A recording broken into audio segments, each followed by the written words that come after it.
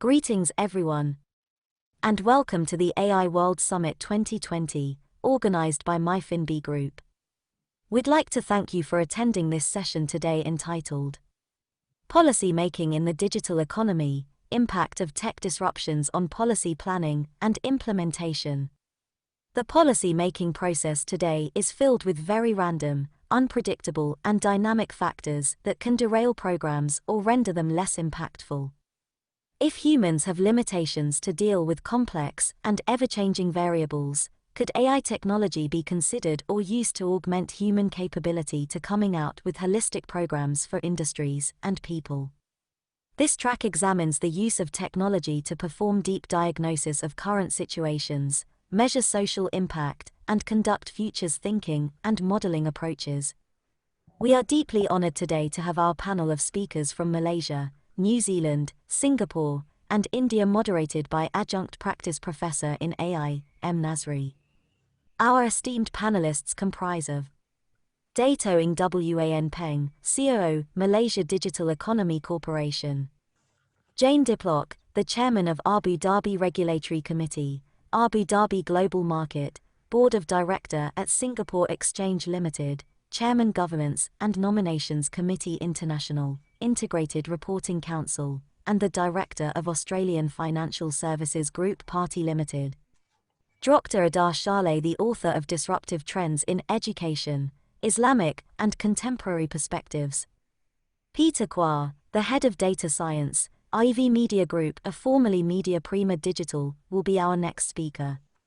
Oliver Tian, the Director and Founder, Oliver Tian Associates, CEO, Hutcap Services, Expert Advisor, AI for Good Asia Honorary Advisor, Asia Pacific Assistive Robotics Association, APRA. Last but not least, Kashyap, the CEO of RPA2 AI Research. Without much further ado, I leave the digital stage to the chairperson and moderator of this track to continue our session.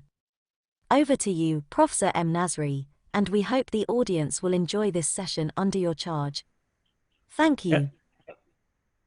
Hello everyone, welcome to our track called the Policy Making in the Digital Economy.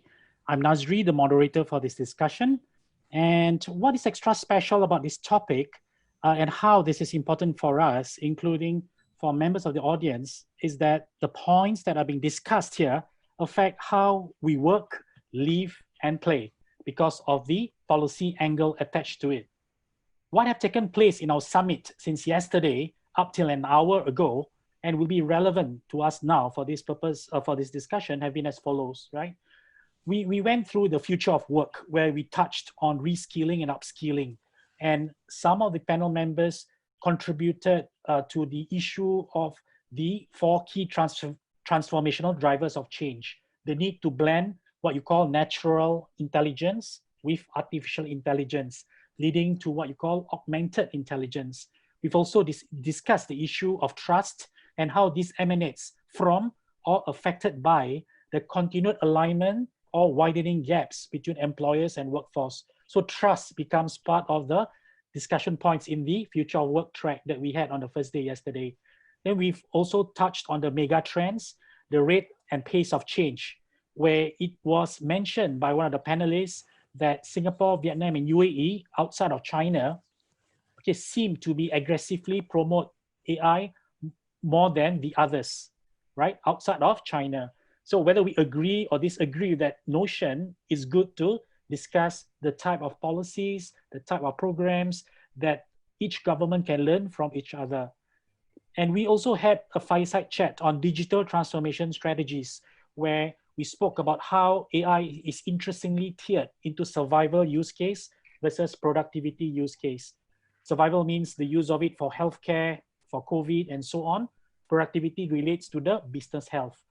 And why is this particular topic important? Because people seem to react differently in terms of how it is being positioned to them, right? We also discussed about how people are tiered into either recipient or beneficiary of AI, or as a participant or observer who are not directly involved or immediately impacted due to AI adoption.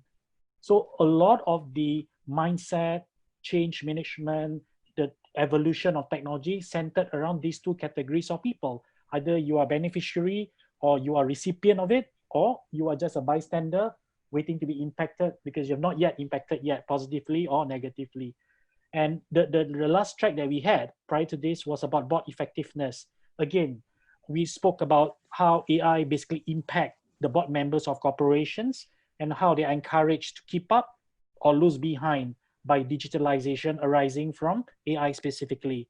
So not just from a GRC perspective, what you call governance, risk, and compliance, but also from a strategic functions point of view. So, ladies and gentlemen, for this session, we have a balanced mix, diverse and distinguished panel to go through the topic.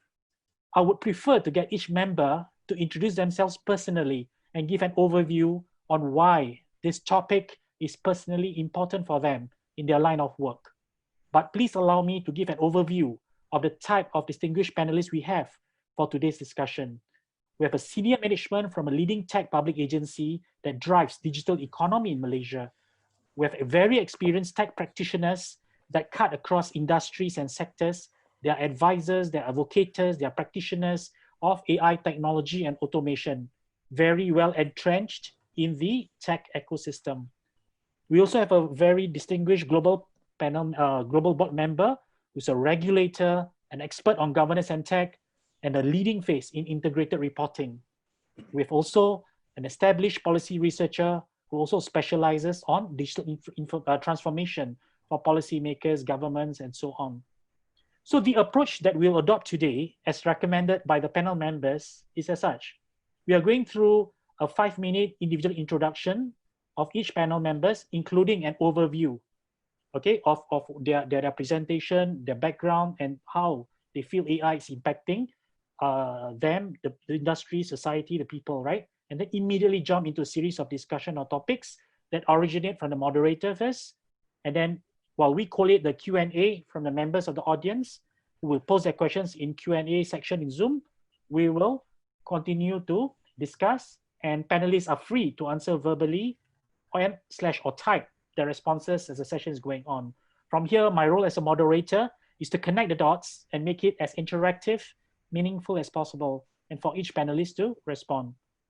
So the perspectives may be different, yeah? Very diverse, very different, and perhaps conflicting or partially aligned. That's the idea for us to exchange in a public discourse like this. But for sure, we want to have a healthy, constructive discussion on how decisions can impact us top down and what sort of bottom-up feedback, if any, from the panelists is needed for policymakers globally to navigate in the ever-vibrant digital economy. So without much further ado, right, I will invite our panelists to start introducing themselves. Okay, starting with Dato' Wamping. Maybe you can start off the kick off the session. Yeah, over to you. Thank you, Nazri. So can I just know, do I share my screen now or just introduce myself first? You can introduce yourself or at the same time flash your screen. Okay, thank you very much. So I have been in this digital transformation space for many years. So it's a bit embarrassing to tell people that I've been working for more than 30 years by now. In the past, I always joke that more than 20 years experience actually I've been around. So with current organization, I've been with MDEC for the past 25 years. I'm trying to get my screen now. I cannot find it. That's interesting, right? It's a second. But anyway, so since today's topic is about the digital transformation for policymakers. Digital transformation for policy. So I'll tell you what, this is my problem. I cannot find my screen. Would you like to share your files with us and we can flash it on your behalf? Yeah, let me do this. If you say you managed to get it. Anyway, is it okay now? Can you see it? Yes, we can see that. Okay, that's great. Yes, just one thing. Yes. Is it okay? Yes, just one thing. Okay, all right. So this is policy making in digital economy. I just want to just quickly just share with you some thought about this, even though it's not AI specific.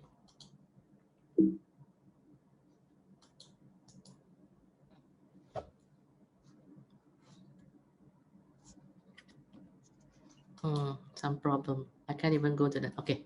So this slide just show that AI is just one of it, but emerging technology, as we all know, we have been talking about this, and today we are talking about fourth IR. Today, in 2020, we are seeing that technologies have impacted and transformed our life in many ways.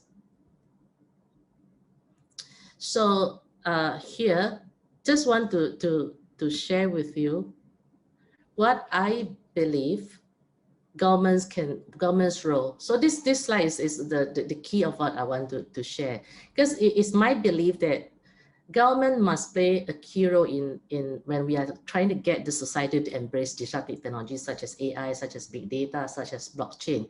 But very often, the government doesn't know how to balance between innovation and regulation, because sometimes we can be over-regulating and then hamper the innovation part of it.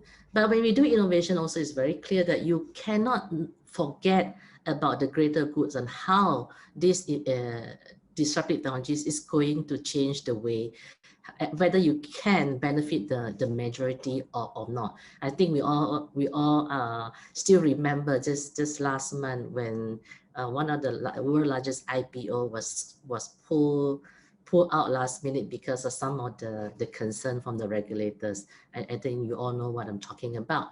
But over-regulated is never good, because that will also mean that we cannot progress fast enough, and our people, our society will then lose out because we control too much. So I think the biggest role of government is to look at what do we want to achieve and have policy and regulation that will allow us to come up with a enabling environment ecosystem to benefit more. What we can do is that we can look at data, because I believe personally that using data to develop policy and to derive the right policy decision is really key. But you can always argue that data can be skewed. We all know that some of the experiment has shown that if you do not use the right data, your decision is also a bit skewed. So when using big data, is also very important for us to choose the right set of data. Ultimately, is that what is that you want to achieve, and you should, as government, the role to play is to look at the bigger picture that can benefit people, and then and obviously to have the right talent is also key. This may not be policy specific, but we always have to make sure that we nurture the right digital talent when we want to embrace disruptive technology. So here I just want to share the next two slides very quickly. Policies that Malaysia has today, and some are work in progress. We push something called National BDA from a long time ago. So 5-6 years ago, I think Peter can also remember. We want to make sure that we know how to use data analytics in the right way. So National BDA framework was then developed, because with the right framework, then you can drive the development. Similarly for IoT framework. So we have something like that to drive the IoT industry. So every time when you have a framework, you want to make sure that it's holistic. It covers the public sector needs, it covers the economic needs, it also covers the people's needs. The National AI Framework and National Data Sharing Policy are something very new. Maybe later we can go into a bit more on what National AI Framework has. But data sharing policy, I must say that it's still work in progress, because we learn also from our previous experience that you need to get a lot more input from more people so that relevant stakeholders are consulted and then the greater objective is achieved. This is actually my last slide. The other things I want to say, why important to have a strategy, a framework. Take for example, our national e-commerce roadmap. Because we have that, we developed in 2015. Today, you can see that Malaysia's e-commerce is doing so well, and we are already on the way to have our second national e-commerce roadmap the next 5 years. So when you have a right framework, right policy, right roadmap, you can drive what you want. But if let's say you don't have a comprehensive, a good one, then it may not. So I strongly believe that government has a role to play to drive this, because if you leave to individual company, they may not have the power or authority to do so. But when government develop a policy or framework or strategy, it's also very important that we get view from industry, from the people, from the organization, society, and so on and so forth to do that. So this is just a very quickly my intro to what we are doing in driving the digital economy in Malaysia. Back to you, Nazri. Thanks so much, Dato, for setting the flavor, the tone, and the dynamics of what's happening in Malaysia, and certainly a progressive nation with lots of interesting measures that are being rolled out into the ecosystem. So may I now invite Jane Diplock to actually come forward and share with us your thoughts on the AI ecosystem affecting policymakers, as well as your own personal background. Yeah, over to you, Jane.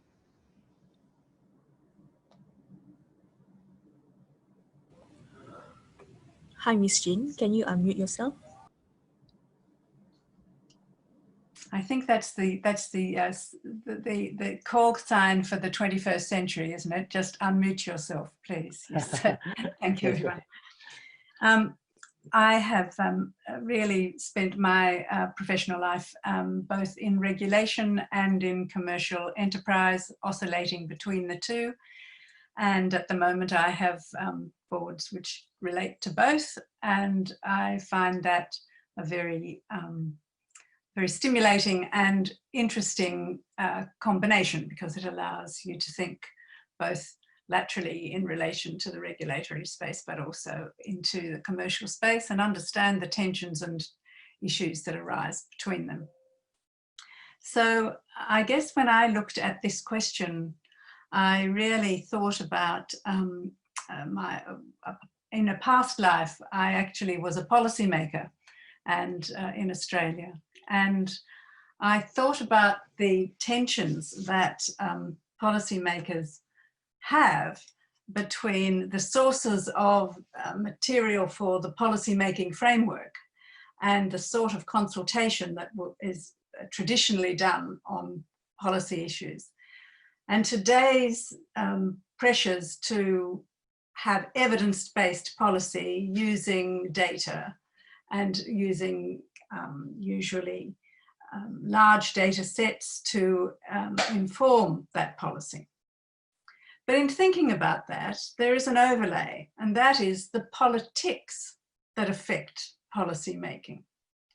And we've seen, I think, recently during the pandemic, different governments around the world taking quite different policy positions using very similar data about the pandemic, but perhaps deciding to have whether herd immunity was something they were willing to test within their society, or whether they decided that masks were not relevant or were relevant. All of these issues, which one might argue if you're using the same data set, you should have come to very similar policy positions. But of course, the human element of politics can't be actually put to one side. But that's not the main position that I want to put to you today. What I really would like to talk about is the extraordinary, I think, confluence that the climate change revolution and the fourth industrial revolution coming together have brought about in the energy and exercise of global bodies to now look at non-financial data and use to digitize that in a way that will enable it to communicate with the digitization of financial data. And this will bring about, I believe, different policy positions as well as economic decisions and commercial decisions by companies that use them, because the capacity to compare and contrast, to do the calculations that are currently done within financial data will be available in non-financial data. So the work of the IMP, Clara Barbie and the team in facilitating bringing together 5 members of their structured network to have a joint view on the use of reconciling non-financial standards is really a very, very important element in the way in which businesses will be able to use non-financial data in a comparable, accessible way. And I'm working with them on chairing the steering committee of the digitisation of non-financial data. So hopefully that will provide some evidence for policy as well as business decisions. But the question I'd like to ask the panel really, has the horse bolted in some areas of the digital policy question? Every day we all are online buying things, we're reading newspapers, we're agreeing to cookies, we're agreeing to various consents that are placed up there in a little banner, and we can't wait to actually access the data. So is this actually informed consent that we're giving? I doubt it, actually. And those global players are scraping our data, using our data, and actually are outside the policy frameworks of our governments. They're living in their own universe. And I guess my question is, do we need some global standards in relation to data use and to understand what is actual evidence for policy? What is true data? Some people are arguing still around the pandemic and areas of healthcare as to where is the truth in relation to some parts of this data. So I think that the first question, I think, is, do we need more global norms to enable jurisdictions to comfortably know that if they set some policy, the other jurisdictions where their businesses have extended business across borders, that they will be able to communicate and use that data in the same way? And I think that's a really very important question. And I hope that the developments that are happening at the moment, at least in the reporting space, will assist that.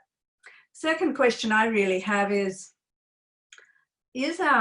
are our education and training policy frameworks sufficient to bring everybody up to speed?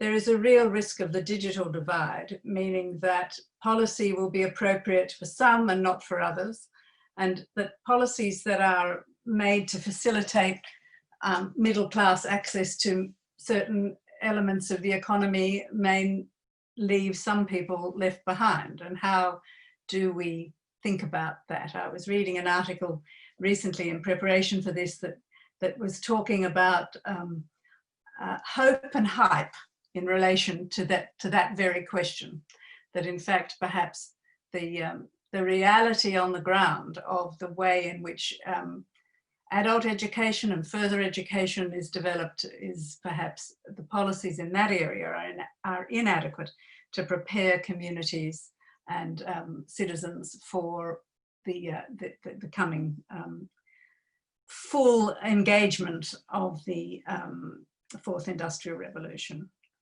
The next question really is that of data protection, and it's a worldwide challenge. Certain jurisdictions, the EU, for example, have taken some very significant steps in this direction, and there are some other places in Asia that have also addressed the issues. But do we need a global consensus on data protection so that there is, I think the arguments that we were worrying ourselves about, is globalization finished, have been answered by the pandemic. It's very obvious that we are all interdependent and we are all affected by what happens in every jurisdiction. So we have to really start to think about whether we need a global question of norms and agreements. And the dark side of the data revolution is, of course, the cybersecurity issues, and how do we address those, and do we need more global norms in relation to that to affect all levels of government. And the last point that I'd like to make is how important research funding is, and research generally, and that the opportunities for innovation in this area are vast and essential, and particularly in looking at the ways in which we can make sure that these the data revolution is beneficial to people throughout our communities and in our countries, not merely for one segment of that community. So I think I'll leave it there. Thank you. Thank you, Jane, for listing out 5 critical themes of your initial introduction relating to digital education, digital standards or data standards, the adequacy of education revolves around it, the data security aspects of it, and of course, the research funding that goes into the issues that you just mentioned. So thank you for that. And I'm sure there'll be a lot of questions heading your way to ask you to elaborate more about that. But let's move on quickly to Peter, in the order of Peter, Oliver, Kashyap, and Dr. Adha. Peter, over to you.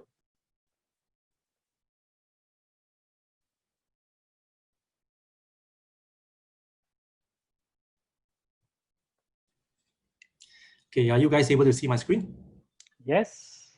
Okay, great. Hi, my name is Peter Kwa, and I head the data science team in Ref Media Group. And in my previous life, I also used to work in MDEC, and a lot of the things that Dr. Wan Peng said actually resonates very, very deeply with me. Okay, so my short presentation is about how we can prepare our future generation to really coexist with AI in the digital economy. Okay, now we all know that governments around the world, right? They have Mr. been. Peter, can you full screen your slideshow? Okay, sorry. Okay, is it better? Yes, thank you. Okay, so we all know that the governments around the world have been investing very heavily in science and technology, or rather STEM, and this is definitely part of building or driving a digital economy. And we know that is that a very important driver of the digital economy is automation, and AI actually plays a very important role in this. But while we are developing more advanced AI systems, we must always remember that we also need to start to prepare our future generation to coexist peacefully with AI. And this is a very interesting message by Kaifu, right, who is one of the most prominent figures in the Chinese internet industry. He says that the job of the future really requires people who are compassionate, creative, and empathetic. Okay, now next slide, right? If you look at the study by McKinsey, in the face of disruptive technologies like AI, there are certain skills that are important and growing.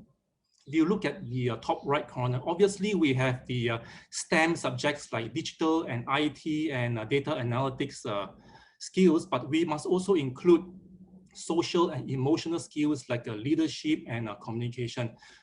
We also need higher cognitive skills like critical thinking and creativity. So these social and emotional and higher cognitive skills, right, are exactly what Kaifu meant when he said we need to prepare our future generations for the jobs of the future, where we will need to interact more and more with artificial intelligence. Okay. Now, technical skills, right, are just the tip of the iceberg and represents perhaps 20% of the skills you should have when faced with disruptive technologies like AI, big data analytics, 5G, even quantum computing. So these tech skills are based on STEM subjects. Now what is missing from a lot of STEM curriculum in many schools and universities is the tight integration of the other 80% of the iceberg that comprises of social and emotional skills and higher cognitive skills. So we really need to add the A or the arts component into the traditional STEM environment, turning STEM into STEAM, right? So lastly, right, what I want to say is AI is really getting more and more intelligent, okay? And the various issues surrounding the integration of AI and society is very important for us to solve. And in order to solve these complex issues, we require a variety of skills, not just from the STEM professionals, but skills from great minds in the arts and humanities that include music, literature, philosophy, language, and also creativity. Because AI is not just a technological advancement, it is also a very highly creative one. And I personally feel that this is how we really need to develop our future generation to live and coexist with AI and machines. So let's go full steam ahead. Okay, thank you. Back to you, Nazri. Thank you, Peter. Peter has always been very active in LinkedIn and Facebook, where he publishes a lot of interesting news, interesting information, interesting development. So he caught my attention, and I felt that his inputs would be quite interesting for us to learn from. Yeah. So moving on to next person, the distinguished panel, Oliver. Oliver has a very interesting profile photo in his LinkedIn. He wears a chef mask. I've always been wanting to know why he wears the chef hat. Sorry, not mask, chef hat. Yeah, but look at his credentials. He does a lot of work for the industry, for the association that he sits on, and we are very curious and wanting to know about the chef hat and the things that he does. What's the correlation on it? Over to you, Oliver. Thank you, Nazri. Thank you to the organizers for having me here in this session. Well, maybe just to explain a bit about my LinkedIn and the chef hat. This probably happened about 5 years ago when it was Boss's Day. And my staff came to me and said, "Boss, we've got a surprise for you. We wanted you to come up to the rooftop." And guess what? When I went up to the rooftop, they dressed me up in an apron. They put up on the chef hat and said, "Boss, your turn to cook for us." So that evening, I actually had to cook dinner for the entire staff. Very interesting experience. It tells a lot about how times have changed and how the bosses are working together with their subordinates, their staff. AI is actually a passion that I have since my school days. I recall that my first AI program that I wrote using Lisp programming was back in the mid-80s, where I tried to do natural language processing. Right. Of course, AI has gone a long way now through its autumns and winters, and now it's really at a point where I like what Jane was saying. Is it hype or is it hope? I'm hoping that things will work out best for the industry, and I also believe that as we start to look at the different ways AI could play a part, it will require management. It will require good policies to bring us there. So let me try and share my slide here, right? I think there is definitely a burning issue here we're dealing with, whether it is at the government level or even at the corporate level. We must deal with this very complex scenario that we are facing today. I love this diagram, right? Are we in a state whereby we are competing with the machine, right? Robots traditionally in the factories are non-touchables. You draw a yellow box around it and say, "Don't go near," right? But what we're seeing slowly and surely is with AI being built into the machines, they're coming closer and closer to us, and we can touch them, we work with them. And I believe that in time to come, humans and the AI in robots will have to collaborate in the next generation workplace. Call it the digital workforce. I think the earlier panel speakers were also talking about this. We need to prepare ourselves for it. The question is this real? Well, let me show you this. This was a recent newspaper clipping in Singapore, right? What we're seeing is courier services, right? You got two humans on a bike delivering packages. And next to the human is a robot, right? A robot with certain degree of intelligence, autonomously able to maneuver and move around. And they're also delivering packages, right? So this is going to happen where man and machine are going to co-work together in a similar environment. The question is, do we have sufficient policy to support such a co-working environment? So, well, a bit about what I do today. I'm with an organization called APARA, the Asia Pacific Assistive Robotics Association. And we spend a lot more time looking at how technologies such as AI and robotics can be leveraged to augment human capability and potential. I think the word potential is key because sometimes we do not know what we do not know, and perhaps we can do better. And this is where technology can play a part to augment. So we have been successfully running a 4-month series of AI in robotics webinar. And as a result of that, we have actually looked and surveyed into different aspects of how AI can play a part.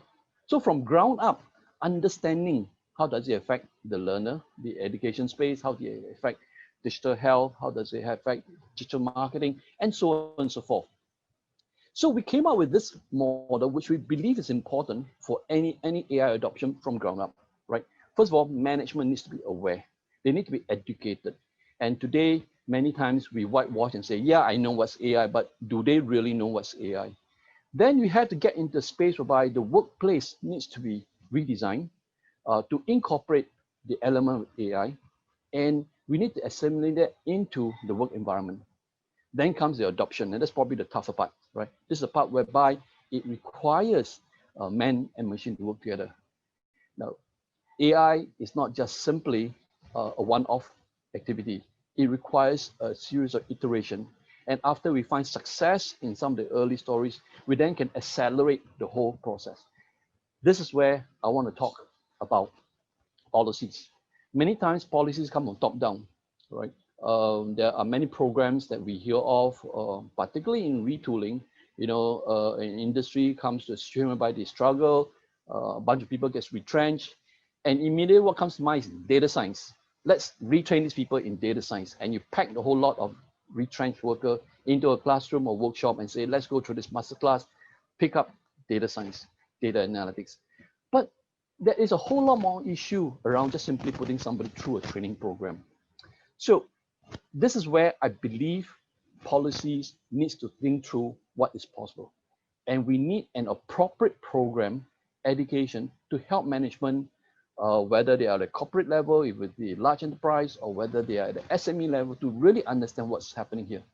But in Singapore, we have an organization called AI Singapore, and one of the key focus is to provide education at the different levels, from management, corporate policy makers, right down to the developers, and eventually the end users. In fact, we have a 4-hour program called AI for Everyone.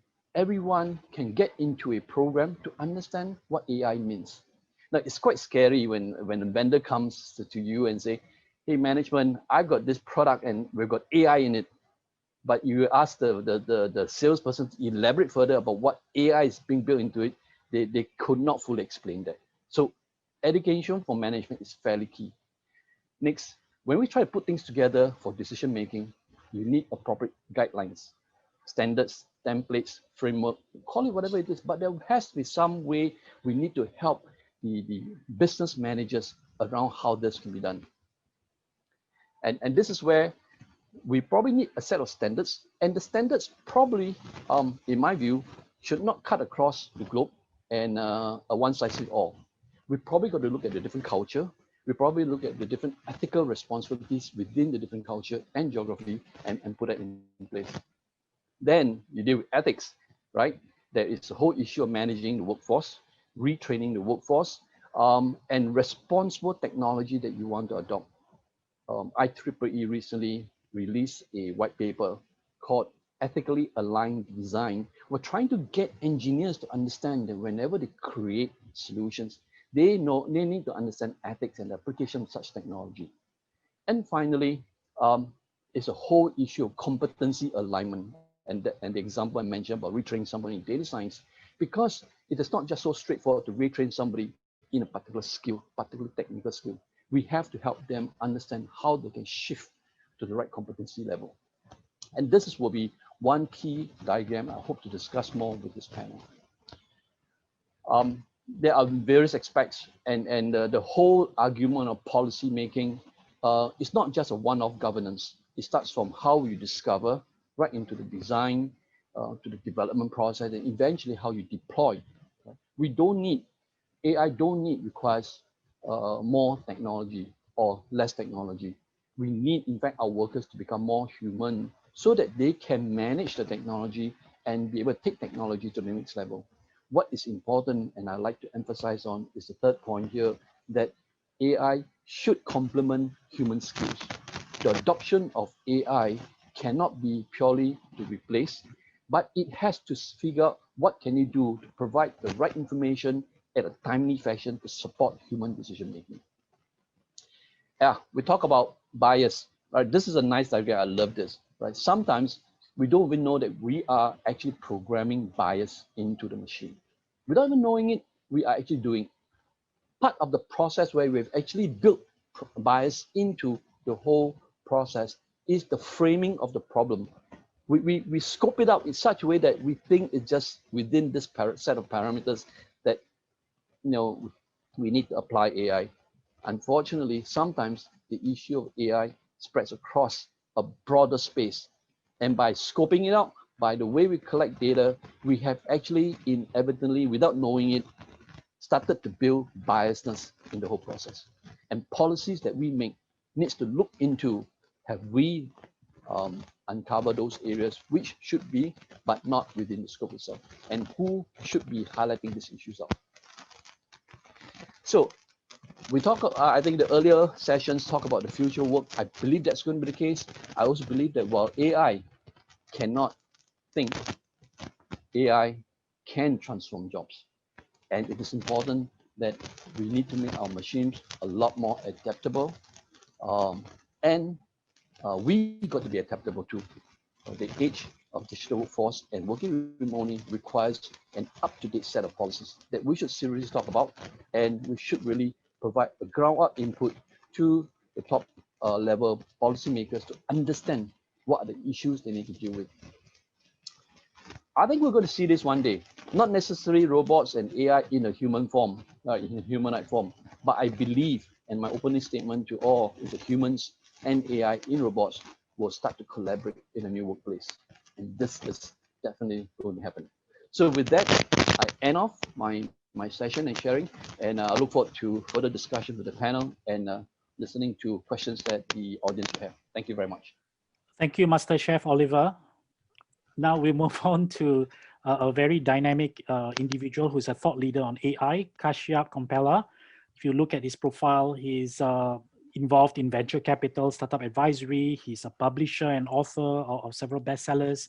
He speaks quite a lot, advocator of AI and automation. And of course, he was recognized as a global thought leader on several publications and platforms. Yeah. So over to you, Kashyap. Keen to hear more about what you do for yourself and how does this topic resonate well to you. Thank you. Thank you for this opportunity, and thank you for the invitation to share my thoughts on this very important topic. So I'm the CEO of an industry analyst firm called RPA to AI Research. So we advise both private and public sector clients on new technologies. We identify opportunities for them to adopt AI and other emerging technologies, help develop transformation roadmaps, help in technology procurement decisions, etc. So we've done this work in this company as well as my previous company for maybe over 10 years. And a lot of our work has been in the US, helping some of the federal and local agencies out there adopt some of the newer technologies. I'm going to focus my opening remarks on AI and policy making. But first, I want to clarify that we need to make a distinction between policy making for AI and policy development where policymakers use AI as a tool. Both are two very different topics, and I'm going to briefly touch upon each of them. See, the goal of any regulation, what is it? It's to protect citizens, regulate markets, and stimulate growth. And the principles broadly are like there should be accountability, there should be equality before law, and there should be stakeholder input or citizen input into policy. And for emerging technologies, broadly, this remains the same. I like what Dato mentioned. She said that we need to balance the innovation and not protect citizens' rights, but also not stifle innovation. So when it comes to regulation of AI, I think of it in terms of a framework that has been very helpful for me in my work as a three-piece framework. The 3 P's are proportionate response, focusing on the process, and being proactive. So AI is a horizontal technology. So it has multiple uses. So there is a lot of controversy these days, for example, about facial recognition systems. So do we need to ban outright facial recognition systems, or does the response have to be based on what it is being used for? You can use facial recognition systems. The same technology is being used to tag your friends on Facebook in your group photos, or you could use for surveillance and criminal justice, etc. So the regulation, the regulatory approach has to recognize this, and the principles and the policies that we need to put in place have to be proportionate to the type of application, the risks versus the usage. So that is the first P, proportionate response. So the second P is about process or workflows. If you look at a lot of discussion about AI principles, AI bias, etc., it tends to focus on the technology itself. But I'd like to think of it in terms of automated decision making, the more the process. For example, there is already existing regulation in terms of applications such as criminal justice, hiring, credit scoring. We just happen to be using, instead of human rule-based systems, to AI or machine learning-based systems. So if we focus not just on the technology, but on the specific workflow application, we may not really need new regulatory approaches, but co-opt existing so that we achieve the objectives that I outlined in terms of what is needed for policy. Also, there is a gap. I mean, there needs to be policy specifically for AI applications, say content generation. If we take the example of deep fakes, where images, videos, etc., you can put words into my mouth, you can make this video, take this video and show that I am saying something else which I'm not saying. So that is the problem of deep fakes. So if you look at the extent approaches towards AI regulation, they focus a lot on bias, fairness, explainability, AI as a black box, etc. But in the case of the application of automated content generation, none of these are as important. You need a different kind of a deft approach. So that you need to focus on the process, not as much on the technology. So the last P here is being proactive. Regulators and policymakers are being proactive. Many of the AI applications, this came out very clearly in Oliver's remarks. They're not there yet, but in the future, in the near future, we can expect them to see being applied in the real world. If you take the example of autonomous driving, maybe we will never have, or in the near future, not have fully autonomous cars, but we may have autonomous vehicles in warehouses, in mines, etc. Similarly, we may not have fully functional robots, but we may have cobots working together with humans. So getting ahead of that and getting ready for that is an important priority, should be an important priority for policymakers. There are trolley problems, for example. When we adopt these automated technologies, what are the potential harms that can arise, and how do you fix liability? These are things that there is currently a gap. We're still figuring out those things. So these also arise in situations when we are trying to automate the allocation or rationing of scarce resources. For example, organ donation. If you take organ donation, there is algorithms that are helping match donors with people who need these things. So if we don't provide oversight of that, there could be outcomes that we really don't want, or unfair outcomes. So those are the three P's when it comes to regulating AI technologies itself, or AI itself. So if we turn attention towards AI can be a wonderful tool for policymakers. But we should understand that data-driven policy making, etc., evidence-based policy making is a fairly new field. So US President Bill Clinton introduced a cost-benefit analysis clause for any new policy that was going to be introduced in the US. And in the 1990s, this kickstarted evidence-based policy making approaches. And in 2000, around that time frame onwards, we started focusing on data-driven policy making. In 2020 and going forward, I think we're going to be talking more about AI-powered policy making. And you can even think of this as an extension of the data-driven policy approaches as well. So if you look at what changes with respect to AI-driven policy making versus what doesn't change, the policy cycle itself does not change. The core concepts of learning from experience doesn't change. The feedback loop doesn't change. So we formulate a policy, we implement it, we evaluate it and refine it. So this loop stays the same. But the difference is that the feedback loop cycle has become much, much shorter. It seems like a simple thing, but this pace of change creates a lot of doubt in the public sphere. So there needs to be equal emphasis on not just using AI tools, but how do we engender that trust through communication? You can see this in the example of the guidelines that the public authorities have put in the case of COVID, right? Compared to a few months ago, some of the guidelines that were given to us have changed. So this has sowed seeds of doubt in people's minds as to why does policy keep getting changed so often? Do they really know what they're doing, etc.? But I would think that many of the policy responses have been in response to new data that has come into light. So it's important to be open upfront. So I like what the US FDA has done right now in terms of their policy on how they're going to approve any vaccine that comes up. So they have clearly laid out saying, for emergency use authorization, we need the vaccine to be 50% effective. The efficacy needs to be 50%. So they have specified upfront before any of the vaccines are going to submit their data, etc. So being upfront, being transparent helps build that trust in these matters. While that doesn't change, what really changes with respect to AI-driven policy making is so many times the data that is needed is not with regulators. I think this came out very clearly in Jane's comments and questions. The data is not really with the regulators or public agencies, but with private players. So this calls for new and innovative approaches in terms of creating data coops or giving non-exclusive access to data sets for the private players. So that is something, again, we need to think about. So again, another interesting point that Jane made, which I agree with, is even when we use data, even when we use AI to drive policy decisions, there is always going to be that choice that needs to be made between what is a politically optimal solution versus what does the data tell you, because there is the art of the possible as well. So in closing, I would say if regulators have to effectively use AI and other tools to take the policy making to the next level, three things need to happen. First, regulators, policy units need to improve their understanding of technologies, emerging technologies. The pace of change really is very, very rapid there, and policy units really need to up their AI and data quotient.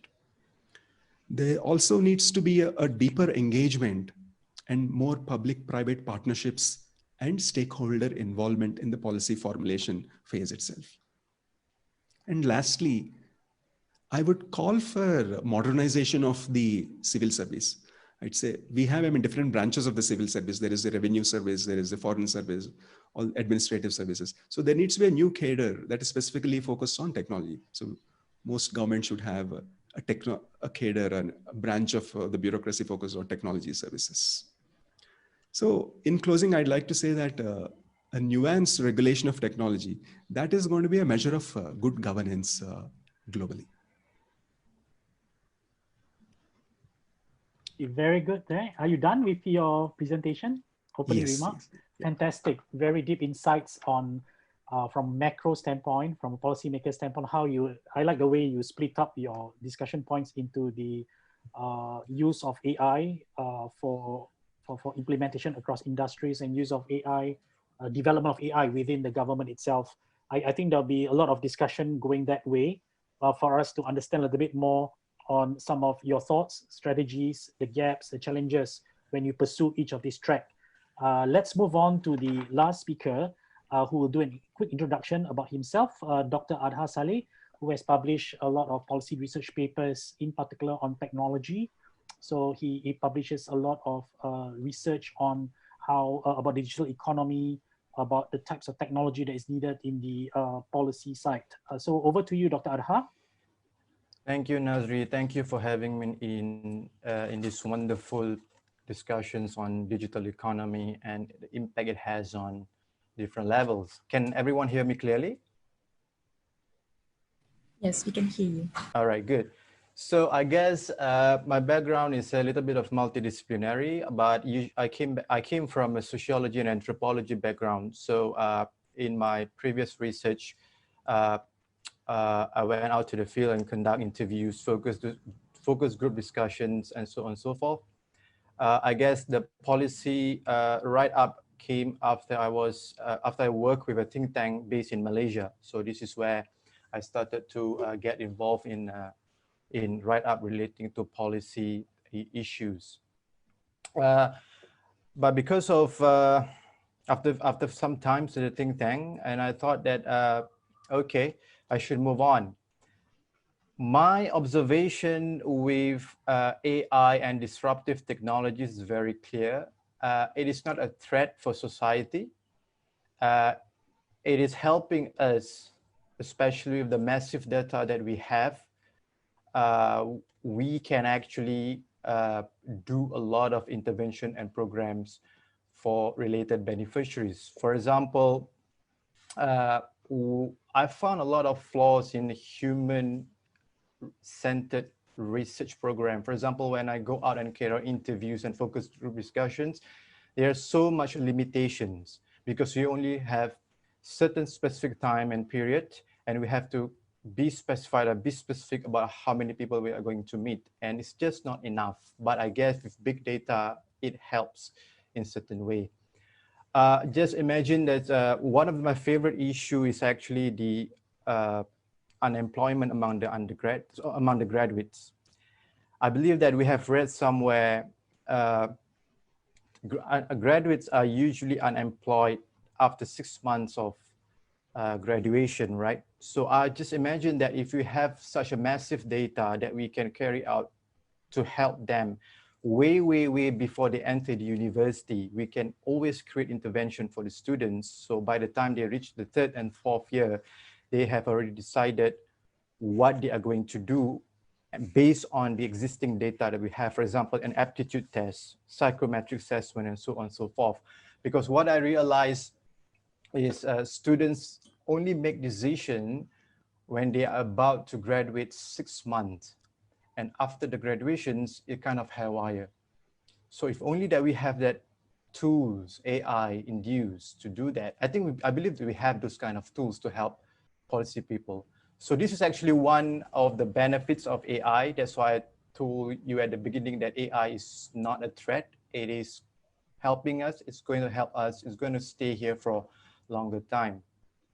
But since coming from the sociology background, I have concern with if we are going fully integrated with digital technologies or digital economy, what would happen to the have-nots?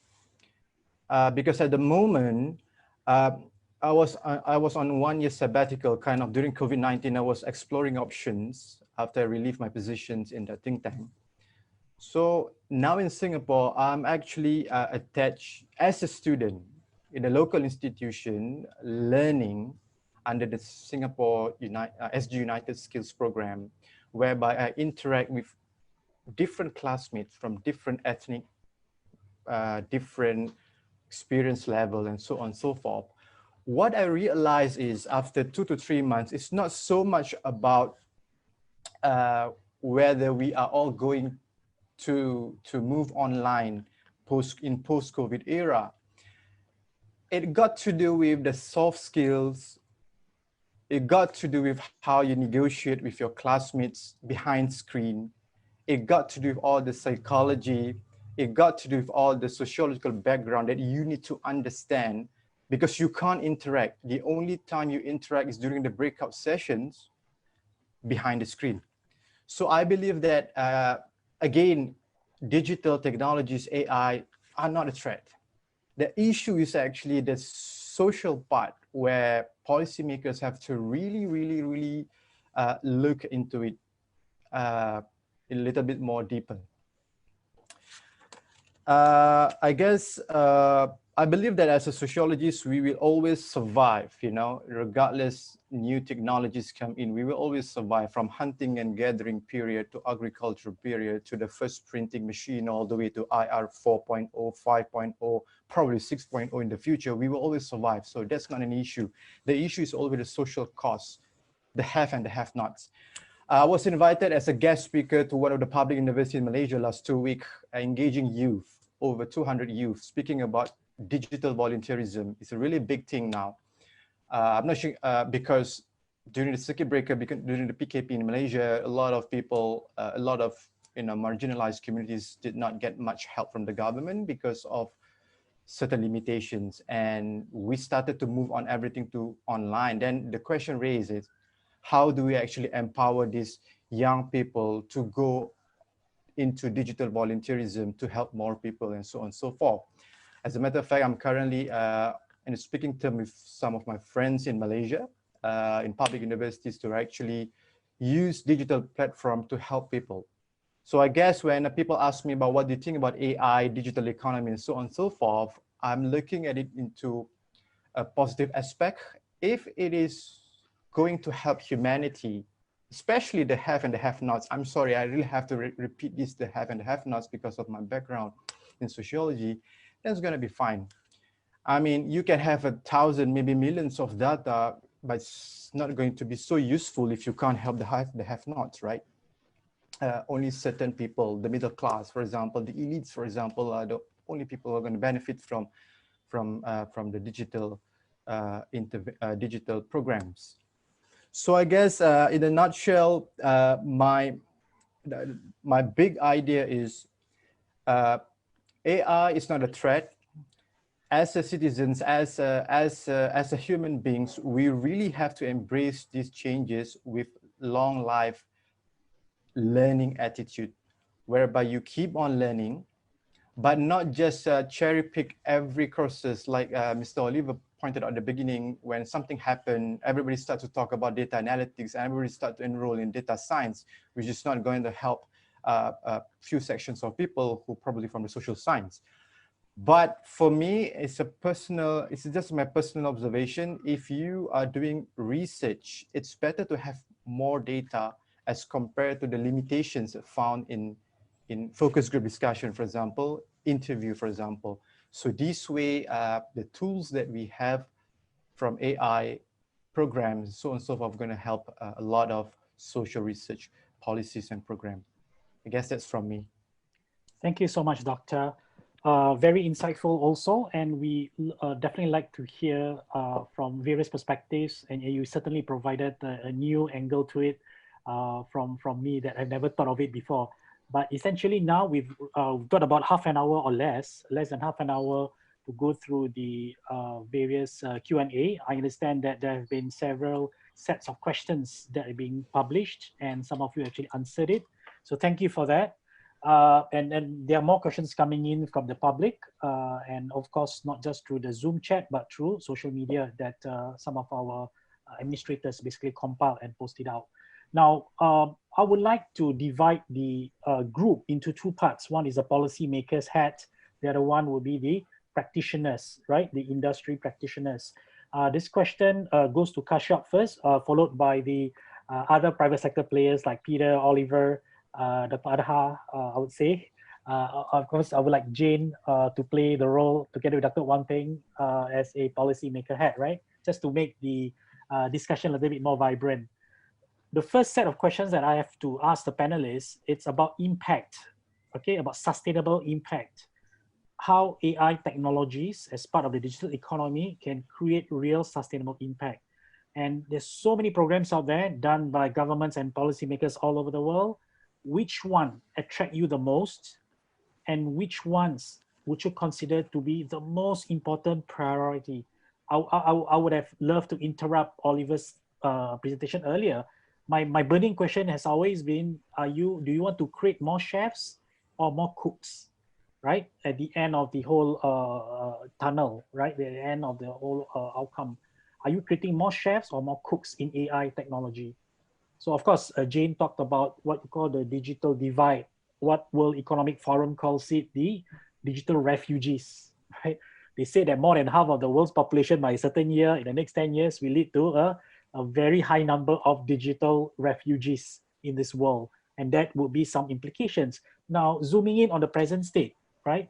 Beyond the 10 years ahead, but bring me down here to this present day. Which one do you consider to be most critical, most needed, and most impactful? Okay, starting with Kashyap first, followed by Oliver, Peter, right, and Doctor. Of course, we'll have alternate. One from the private sector, one from the policy hatters or policymakers side. Over to you, Kashyap. Kashyap, you're muted. Yep. Can you hear me now? Yes. Yeah. I think that's a great question to start our discussion. I mean, the applications are literally quite staggering. See, since we are talking about chefs and cooking, there is one of the big problems that the governments across the world is cooking up of numbers. So if I were to pick up one application of AI, that would really be to prevent financial crime. Because this is $1 trillion problem, more than $1 trillion problem. UN estimates that there is about up to $1 trillion to $3.5 trillion of money that's going through money laundering and related crimes. So that's quite a big problem. And not just the quantum of money, but this is the money that funds human trafficking, narcotics, arms sales, terrorism, etc. And this is such a beautiful use case of AI as well, because AI is very good at detecting patterns, detecting outliers. So when government agencies and financial institutions use machine learning, they can sort of spot patterns. And there are already a lot of examples of, not a lot of them are in the public eye, but a lot of work that is being done by regulators, financial market regulators across the world. So that would be my number one use case. And that would help fund a lot of the other initiatives. I mean, governments want to do a lot of good stuff, but they're all budget and resource constrained. So if they prevent or if they detect tax evasion and bring the revenues, tax revenues that they rightfully belong to them into their government ambit, that can be a great thing. To give an example, there were the Panama Papers some time back, which were leaked and which had details of a lot of the offshore accounts. So the Australian tax office actually used natural language processing techniques to extract all the relevant accounts and names of interest, because this was like a 13 million files that are available and would humanly not have been possible without using this kind of technologies. So from an impact point of view, from an ability to generate resources, from an ability to choke off illegit monies to a lot of other crimes, I would start with, and also because of the suitability of machine learning to that, I would start with tackling financial crime and money laundering. Thank you, Kashyap. You'll be a very popular person after this event, yeah?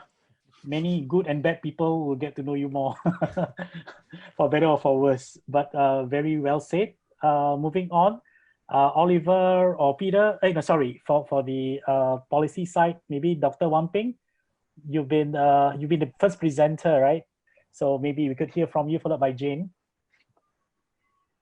Let's hear you out.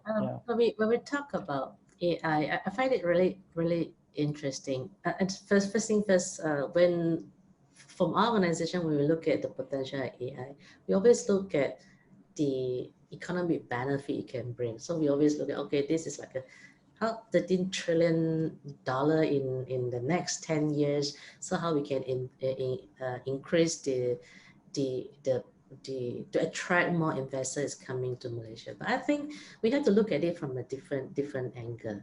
So for any government, when they look at their AI policy, I think today, as of the last count, maybe 50 countries in the world already have their national AI framework or policy, depending on how you name it, and Malaysia is one of them. And when we look at this, we look at how does it create economic impact, how does it impact people's society, how does it impact business, innovation.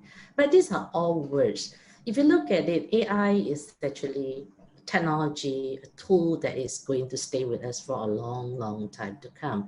So how we cleverly using it to benefit. Ultimately, it's like when you run business, it's a business objective you're looking at. When you're talking about having a good governance, it's never just purely about AI, but because AI's impact is so huge. So that's why the government has to come in and look at the data.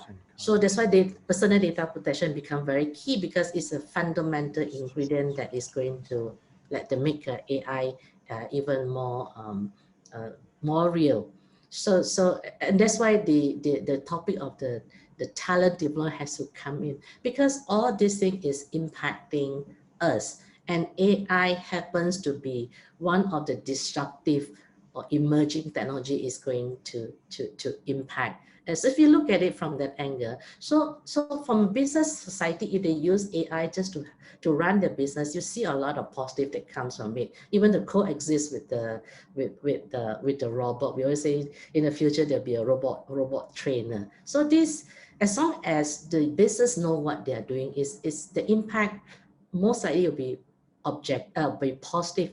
But for a government, it's not just one country that is going to make an impact. Malaysia may say, I want to do it this way. But if let's say our neighboring country or some big country who has all the power, they control all the data, they control all the machine, all the security, then you are going to reach a time whereby the big one, the powerful one is going to control the smaller one, the weaker one. So I think it's a policy that not one country can decide. So that's why we need to have a way to get everybody to come together. We have trade policy, but do we have data policy? Do we have the AI, the technology sharing policy? I think there's a bigger impact. I've seen how AI is benefiting. I mean, in Malaysia, personally, I involved in some project. Take, for example, a city brain project, because we use AI as a brain to help you to decide for this particular city, let's say a KL city, I want to solve traffic problem. It's great, isn't it? But if let's say this kind of information is now being fall into the hands of some people who wants to take control and not looking at the greater group, but maybe for the personal gain, then it becomes something really, really bad.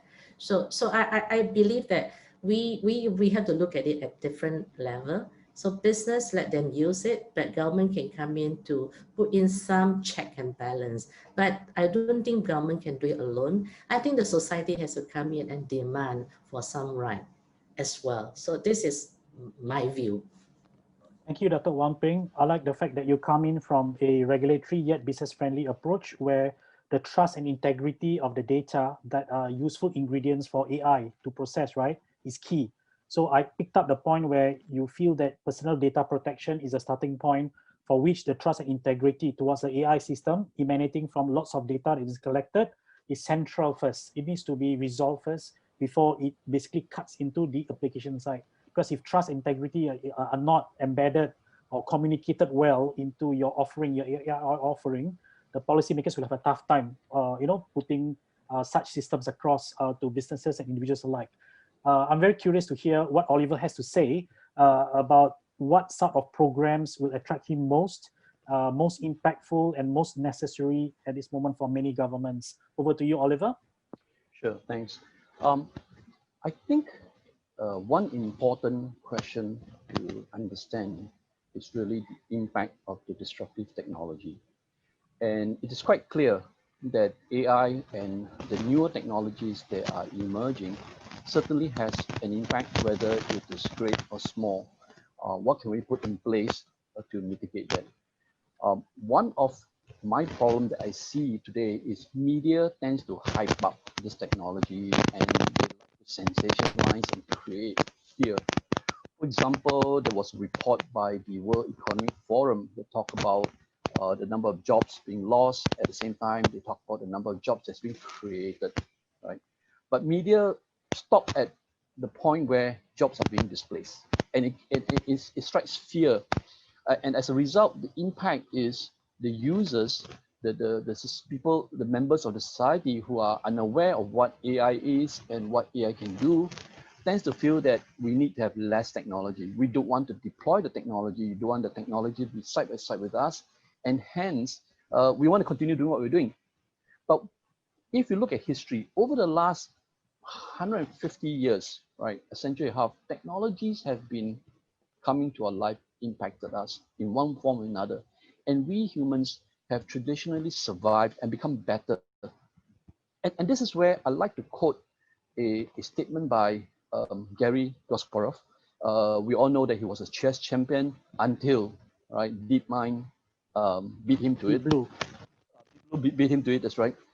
He basically said that we do not need less technology. In fact, what we need is better humans who can understand technology, who can appreciate and master technology, so much so that we know when and how we can leverage technology to support us. And this is very key. The message has to go around to every one of the folks in society. And in that saying itself, I believe the education process, besides training up the next generation, the new entrants into the workforce, the mainstream workers need also to appreciate it. The users, the baby boomers, people who have gone into retirement, probably need to appreciate it as well. And what programs can be put in place to mitigate the impact on them so that they do not reject the technology, but they can emerge becoming better humans and masters of technology. So back to your question around, should we have more cooks or should we have more chefs? I would love to see more chefs, and I love to see that technology, the robots, could be assisting and having more chefs means. We lost you there. Oliver, could you repeat the last line? Sorry, there was a crackling, disconnected audio. Sure. The last line I thought will be very important. Yeah, I think it's very important to have more chefs and allow machines and AI to support and augment, right, the cooks. Because in that way, we can have more creativity. In that way, we can create more new ideas, more innovation, and our society can progress and upgrade itself accordingly. So the huge issue is how can we understand our current workforce capability and use technology like AI to augment us in the way we work, and we can do things better. Now, one simple example to look at really is we drive from point A to point B, right? A lot of us use Google Maps or Waze, and any technology can support us. We are now a lot more efficient in getting to our destination thanks to technology. But if we say we fear the technology and we do not want to allow our location to be revealed, then we are not able to leverage the technology to support us and do better in what we're doing. So really here, the biggest program I'd like to see in place is more education, not just for the next generation, but also for the current mainstream workers, as well as those who have just left the industry. Back to you, Nasri. Thank you. Very profound sharing. To recap what Oliver has said, he sets the context of how the people, or rather humans, putting people first, and then and take care of their jobs, taking care of the members of society, overcome their resistance to change. Okay, but the way he puts it across, when he says he needs more chefs than cooks, it would imply, right, that he focuses on a core batch of quality development. Okay, a development towards a quality skill set before moving on the masses, which is more on the quantity, right? So this differs. I mean, from the ideas perspective, it's so enthralling, enthralling to get the ideas from Kashyap. He talked about, using AI for financial crime detection and recovery of funds in the form of trillions of dollars and channel back to society. We've heard about Dato' Wang Peng about protecting the data that is forms part of the AI engine and machinery before trust and integrity can be earned, can be applied towards industry, right? So now I'm very curious to hear what Jane has to say. Please wow us with your ideas and your vision of what program got your attention the most, and why do you say so, and what sort of impact you think it would cause? Well, I'd like to take a different approach, actually. I think the existential crisis of our times is climate change, and we have so much greenwashing, misinformation, not hard data, a whole raft of ways in which governments and business are obfuscating the true nature of their emissions, deforestation, other elements that are adding to climate change. And I noticed today that Australia has just had its hottest November on record, that bushfires are breaking out again in that country. And I think that there must be a way that we can use AI, perhaps combined with blockchain, to do some auditing of the way in which we are addressing the appalling climate change disaster. Just this week, the Prince of Wales made a public statement along with Ban Ki-moon about the urgency for us to actually take this climate change challenge very, very seriously, and that the time is now. And I think that's right. And we should use every tool that we have in the toolbox to make that happen.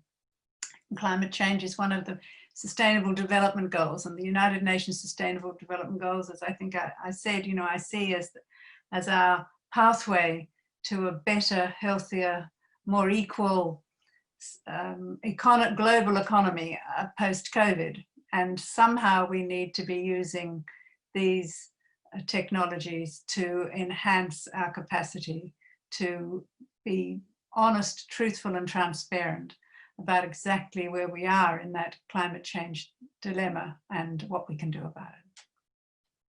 Jane has a very somber and a very important topic that needs to be considered by all the technologies and all the policymakers together, right? That is about climate change and using AI to study weather patterns, to predict the risks, the implications, the issues associated with pollution and all that.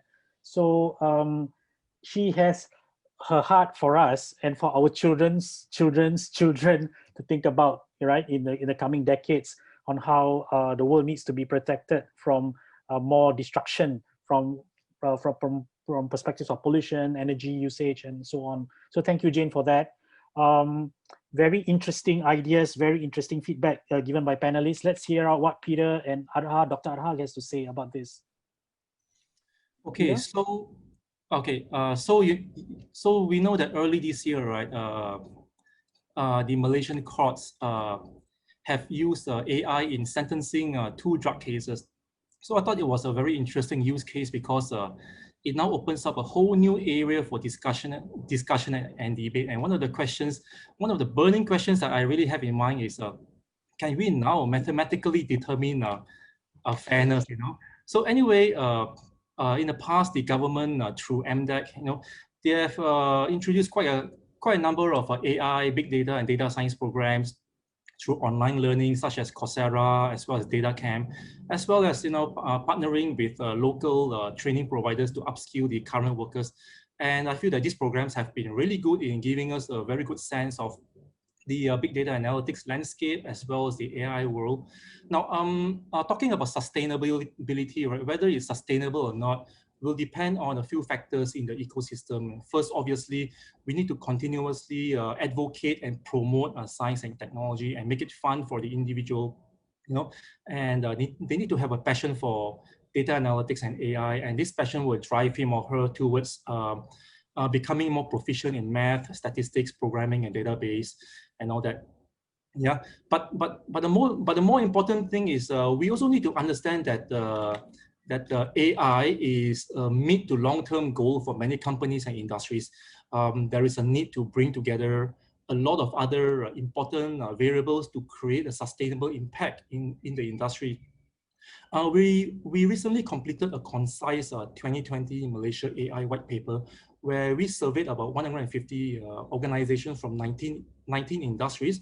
And we found that one of the key barriers to achieving a high big data and AI maturity in a country, besides a lack of talent, was really a lack of strategy by businesses, a lack of a data-driven and AI strategy where senior leadership do not appreciate the value of data.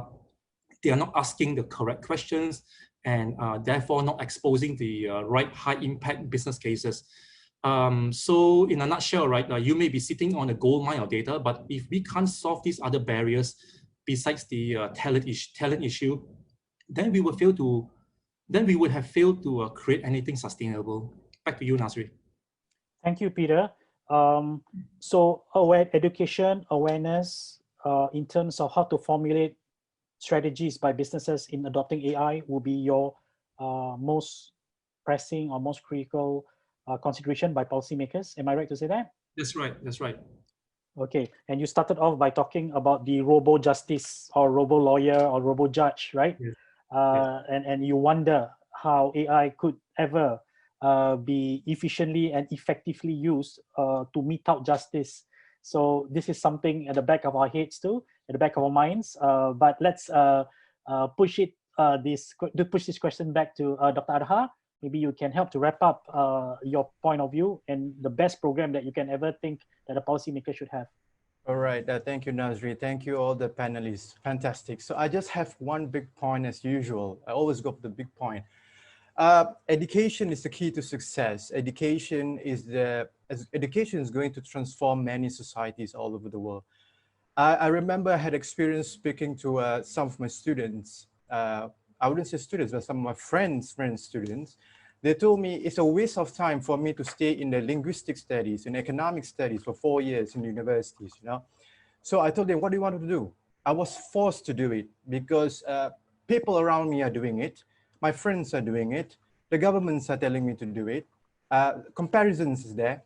So I told them, what exactly do you want to do? If I was given an opportunity, I want to go into entrepreneurship. I want to go into businesses. I want to be the next Jack Ma, the next billionaire, which is good. So my thought is, if you have the programs, AI-induced programs to actually detect patterns among the students, way before they actually enter universities or college, then we might have a good partnership with industries, good mentors, good entrepreneurs who actually develop these young people. Because definitely after 4 years, they are not going to fit into every single role in the multinational corporations, because it's just not for everyone. I had a good friend, to wrap up, a few good friends who they got accepted into some of the top-notch universities. After 1-2 years, they told me, okay, Muhammad, that's it. It's not gonna pay bills, debts and stuff like that. I'm going to venture into entrepreneurship, into business. So if only that we have data programs to detect these wonderful, wonderful individuals, maybe Kashyap can help, maybe Mr. Oliver can help, you know, to develop the kind of programs, we could collaborate in the future. So that's my wrap up. So you're talking about entrepreneurship DNA of exactly. Yes. Of potential entrepreneurs who can be the next Jack Ma or Elon Musk, and using AI to predict the outcome. Yeah, very refreshing, certainly. We've come to the end of the session, and we've got about 3 minutes more, but allow me to recap some of the wonderful, amazing points given by panelists. I've never felt so refreshed, with the ideas that came out. Unfortunately, we have a little time left. So there were a couple of ideas that were mentioned by the esteemed panelists when we asked them if there was to be one policies or program that every government should consider that is most pressing, most impactful, and most critical right now, what would it be to prepare us for the future? So ideas such as, using AI to detect financial crimes, cyber crimes, or the dark money, or the money laundering matters, that was suggested by Kashyap, right? And how the money could be funneled back into the community, okay, for better use, for more, ethical use, so to speak, and legal use, of course. So for those who just joined in, I just want to recap some of the points that were suggested by the esteemed panelists. Dato' Wan Peng talked about, before AI can be rolled out to the industries, to the businesses, there has to be trust and integrity to the people who's providing it and the people who's using it via proper personal data protection. I think that is key before she believes it can be scaled up and can be more pervasive down into the ecosystem. Right, Dr. Adha just spoke about the use of AI as a form of identifying the entrepreneurial DNA of educators, academicians, whatnot, who can be the next Jack Ma or Elon Musk, and build them, mentored by people like Oliver, Peter, and the likes of the panel in this, the likes of the other panelists here. Jane talks about the climate change, something that is so important, misunderstood, misrepresented, or maybe not talked about enough, not acted upon enough for our generation currently and our future generation. So she thinks that the use of AI to manage the weather patterns, the risks, the audit side of corporations that are responsible for the climate change needs to be produced, need to be promulgated more, right? Peter talks about education awareness for entrepreneurs, and to make them aware of the strategies, how to incorporate that because right now there's a mental barrier, there's a misperception about what AI can do, what AI cannot do. So as long as there's resistance, there is resistance, or there's a limited change in their mindset, then the role of AI will be very limited, consequently, from boosting their business in the new digital economy. Of course, before that, the panelists were speaking. Let me pull out some of the key aspects mentioned by several panelists, where the discussion needs to be divided into governments who are using AI as a tool to manage all the public and private data of the industries, economies, people, organizations, and so on. And policymakers and public agencies need to figure out how to create policies and programs involving AI for the industries and business. So one is an internal use, one is external use. We also spoke about how the politics of data, even though that was not the main focus, as mentioned by Jane, the panelist, right? She talks about how data can sometimes not be adopted for political costs. There's a lot of moral hazard involved whenever there's black and white, and you have a political, social cost attached to it. Policymakers may not adopt it. So bottom line is the reliance on non-financial data also would be very critical, measuring sentiments, measuring underlying trends, measuring moods. This is the implication of future policy making, where you have to discern between real facts as well as fake news, right?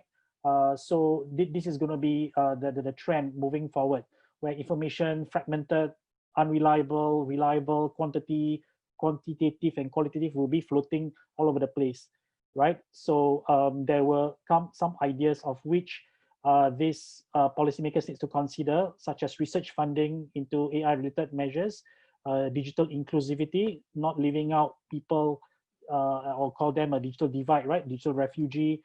There has to be a lot of data security attached to it, like what Dr. Wong Ping was saying. There has to be a lot of data strategies and digital education that wraps the implementation of AI moving forward. So with that, I would like to thank the esteemed panelists. You are so wonderful, very different perspective as I expected. In fact, it exceeded my expectations in terms of the knowledge and the learning from here, from this discussion. I wish there's more time, and rest assured that we'll bear you in mind and hope you can join us for next year's AI World Summit too, with probably more advanced topics and more emerging or latest topics developments, right? So thank you very much, Jane, Oliver, Kashyap, Dato' Wampeng, Dr. Adha, right, and Peter for this wonderful session. Thank you so much, Thank Naz. you very much. You're most welcome.